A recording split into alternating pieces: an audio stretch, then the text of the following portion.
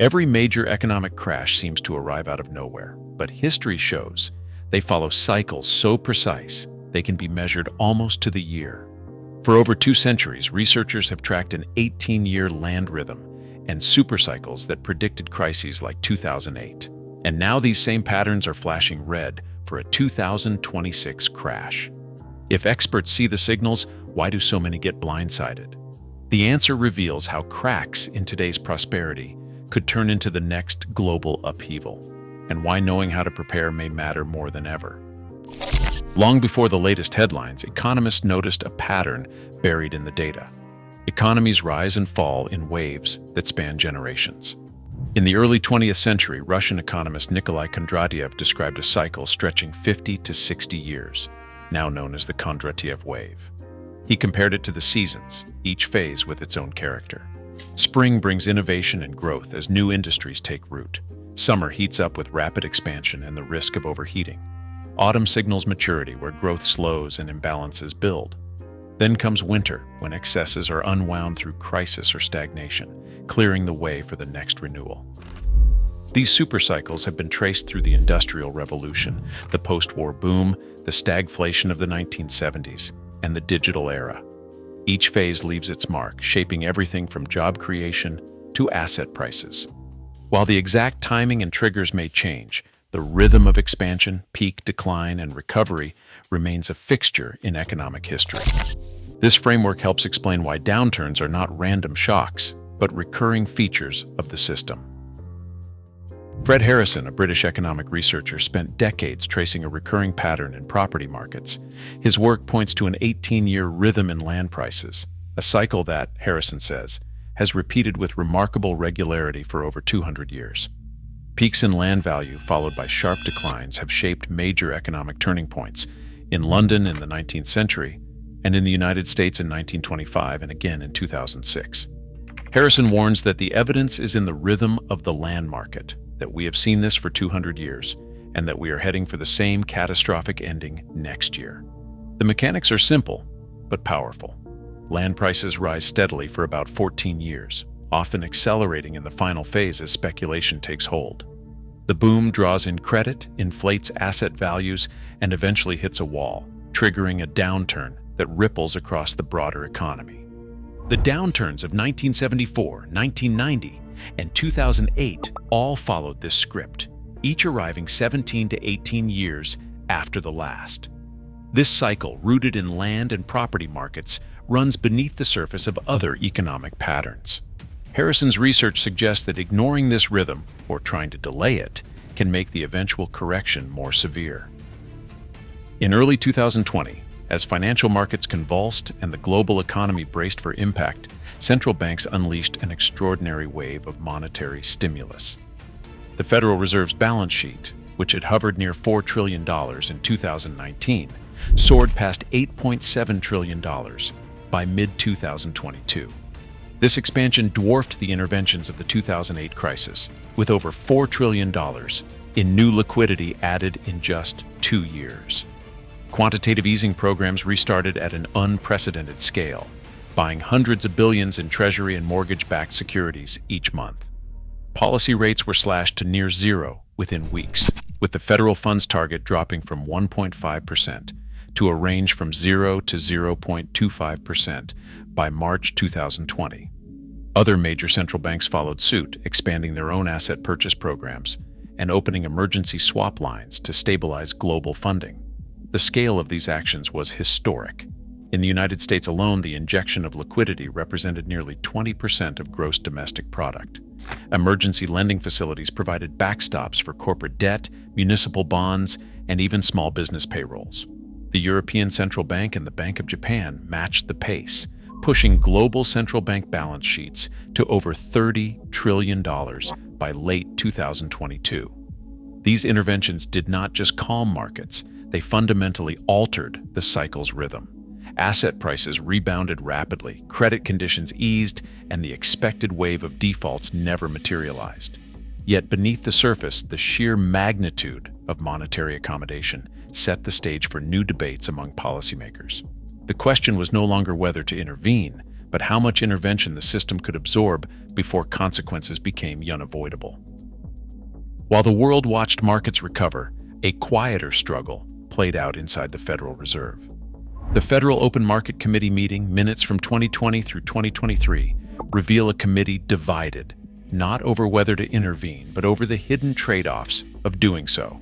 Some policymakers, known as doves, pushed for continued stimulus, arguing that premature tightening would risk a depression. Others, the hawks, warned that holding rates near zero and flooding markets with liquidity would suppress the very cleansing process that keeps the system resilient. Defaults and asset repricing, normally painful but necessary, were held back by policy, allowing fragile firms and loans to persist. This tension surfaced in debates over the term premium, a technical but crucial factor. By buying long-term treasuries, the Fed compressed the term premium, making it cheaper for borrowers but also distorting signals that markets use to gauge risk. Hawks cautioned that this artificial calm was misleading. One senior official warned that we are storing up risk for later. The minutes show repeated warnings that suppressed defaults would accumulate out of sight, creating a backlog of unresolved debt and misaligned incentives. Behind closed doors, the committee weighed the cost of stability against the danger of fragility. The pressure built quietly as the normal cycle of failure and renewal was put on hold. The result was a compressed window where the eventual reckoning could be sharper and more disruptive than in past cycles. The debate inside the Fed was not just about rates or asset purchases, but about whether the system could withstand the weight of its own postponed corrections. In March 2022, the U.S. Treasury yield curve inverted, a moment that quietly set off alarms on Wall Street trading desks.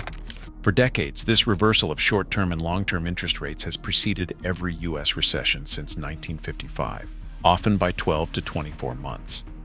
The inversion did not just reflect shifting investor sentiment.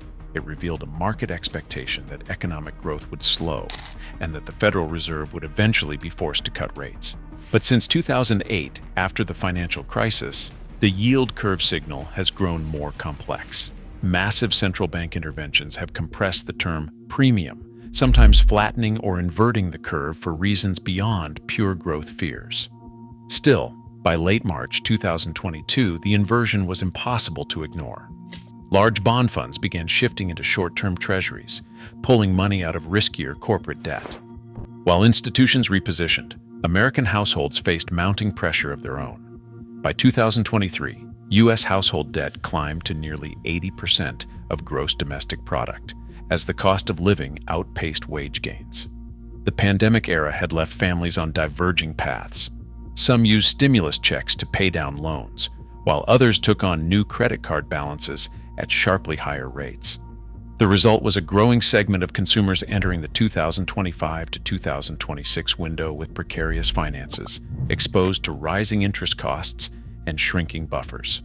Surveys from the Federal Reserve and private banks show that by mid-2024, more than a third of middle-income households reported they could not cover an unexpected $400 expense without borrowing. This convergence of macro signals and micro stress places households at the center of the risk timeline. The yield curve inversion set the clock ticking, and household balance sheets reveal just how vulnerable the foundation has become as the next phase approaches. Commercial real estate quietly sits at the center of the banking system's most acute vulnerabilities. By late 2023, the default rate on United States commercial property loans had doubled in just 12 months, reaching 5.6%. Office towers in major cities reported vacancy rates near 20%, with Class B buildings losing tenants at a pace not seen since the Great Recession. Nearly $1 trillion in commercial real estate loans are scheduled to mature in 2025, creating a so-called maturity cliff that few lenders are prepared to handle. Many of these loans were issued during the low-rate window of 2020 to 2022, often at high loan-to-value ratios. As property values have fallen, a growing share now sits underwater. Regional banks are especially exposed. More than 1,700 banks in the United States hold commercial real estate loans worth 3 times their total equity. In the Midwest and on the West Coast, some lenders face ratios above 500%, far exceeding regulatory guidelines. In late 2023, the collapse of a single regional bank with heavy office loan exposure basically sent ripples through the market. Within days, commercial mortgage-backed securities froze, refinancing channels closed, and other lenders scrambled to shore up their balance sheets.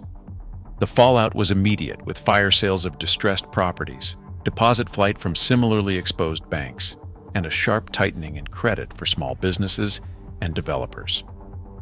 Contagion risk runs through the system. When a bank with high uninsured deposits and concentrated commercial real estate exposure falters, the shock can spread quickly, first to other regional lenders, then to broader funding markets.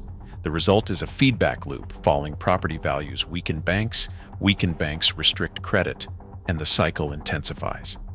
This is not a hypothetical scenario, but a pattern seen in cycles past, now playing out in real time as the 2025 to 2026 window approaches. A handful of companies now dominate the financial landscape in a way not seen in decades. By mid-2024, the top 5 U.S. tech firms controlled 27% of the market capitalization of the S&P 500. This level of concentration means the fate of the market rests on the performance of just a few giants. When a small group holds so much weight, a stumble in one sector can trigger a chain reaction across the entire system. Internal records from Fortune 100 companies show that in recent years, chief financial officers resisted efforts to diversify index rules, while major index funds lobbied to keep the status quo. The result is a market where diversification is more an illusion than a reality. Pressure is not just building at the corporate level. Securities and Exchange Commission filings from 2021 through 2024 reveal a steady surge in insider selling, especially among executives in the tech sector. In 2021, insiders sold $170 billion in stock, over 30 times the amount they bought. While the volume eased after the 2022 correction, annualized sales in 2024 still approached $100 billion, with the sell-to-buy ratio near 17-1. The most notable exits often preceded sharp sector downturns by several months. These are not isolated moves. They represent a broad collective decision by those closest to the numbers to reduce exposure. When the largest firms and their insiders act in unison, the entire market stability becomes vulnerable to sudden shocks. The concentration of value and knowledge at the top transforms individual decisions into systemic risks. In this environment, a single misstep does not just threaten one company, it can send tremors throughout the financial system, setting up the conditions for a wider collapse. Crashes rarely arrive as a single thunderclap. They unfold in a sequence, each phase distinct in rhythm and impact. In the early months of 2007, financial headlines downplayed warnings from the bond market. The yield curve had inverted, but most analysts dismissed the signal. This was the denial phase, where risks build quietly, and official statements emphasized stability. Mortgage delinquencies began to rise, yet policymakers and investors clung to the belief that problems were contained. By the spring of 2008, isolated failures started to spread. Bear Stearns collapsed in March 2008, triggering panic across global credit markets. This was contagion, where what once seemed limited suddenly becomes systemic. Banks pulled back from lending and funds scrambled to meet redemptions. Losses leapt from one institution to the next, exposing hidden vulnerabilities. Government intervention soon followed. In September 2008, Lehman Brothers filed for bankruptcy. Within days, the Federal Reserve and the Treasury rolled out emergency programs, including capital injections, loan guarantees, and massive liquidity support. This was the intervention phase. Authorities moved quickly to restore confidence, but the underlying problems remained unresolved. Asset prices rallied briefly as hope returned, yet the foundations were still unstable. Then came the secondary decline. After the initial wave of interventions, markets faltered again. Through late 2008 and into 2009, stocks and property values continued to slide. The full cycle from denial to recovery stretched across 18 months, with each phase leaving its own scars. The process was not linear, and waves of fear and relief alternated as new information surfaced and old assumptions broke down. Recognizing these phases is not about prediction, but about awareness. The early signs are rarely dramatic, but the sequence, denial, contagion, intervention, and secondary decline has repeated across modern financial history. Each stage brings new pressure points, and each demands a different response from those who are watching closely. Patterns of preparation repeat across economic history, not as formulas, but as recurring behaviors among those who weather downturns best. In the aftermath of the dot-com crash, companies that survived often did so by holding unusually large cash reserves. Amazon entered the 2001 downturn with nearly $1 billion in cash, about half its annual revenue at the time. Apple kept a cash position that covered 1/5 of its assets, giving both firms room to maneuver while others collapsed under the weight of fixed costs and shrinking demand. Institutional investors like Vanguard raised cash allocations in technology funds to 3 times their pre-crash levels, providing the flexibility to act when prices fell further. A different lesson unfolded in Japan after its asset bubble burst in 1989. Corporate debt levels, which had soared to nearly twice equity, began a steady decline. Over the next 15 years, Japan's largest manufacturers cut their debt-to-equity ratios by more than half, often shifting to net cash positions. This slow, deliberate reduction in leverage did not spark a quick recovery, but it did insulate companies from further shocks, allowing them to survive a prolonged period of stagnation. During the bear market of the 1970s, Warren Buffett's approach stood out for its patience. Berkshire Hathaway's cash reserves grew 5-fold between 1972 and 1974, reaching 25% of total assets at the market's lowest point. Rather than rushing in, Buffett waited, then scaled into investments as valuations became compelling. His letters from that era describe a willingness to hold cash until opportunity was clear and to buy gradually rather than all at once. In October 2024, a new spike in gold demand echoed past cycles. Dealers reported the highest monthly sales since the early 1980s, with global bar and coin purchases up 28% year over year. United States mint sales of American Gold Eagles topped 175,000 ounces in a single month. Both retail and institutional buyers moved to secure what they saw as a reliable store of value, just as they had during earlier periods of market anxiety. These episodes reveal a common thread. In times of uncertainty, those who hold cash, reduce debt, act systematically, and seek stores of value are often best positioned to recover when the cycle turns. Today, global debt stands at record highs, and concentration risk in markets has never been greater. As these warning signals intensify, preparation is no longer speculation. It is necessity. Economic cycles do not pause for optimism. The next shift is already in motion, whether we choose to see it or not. What does resilience mean to you right now, while there is still time to decide?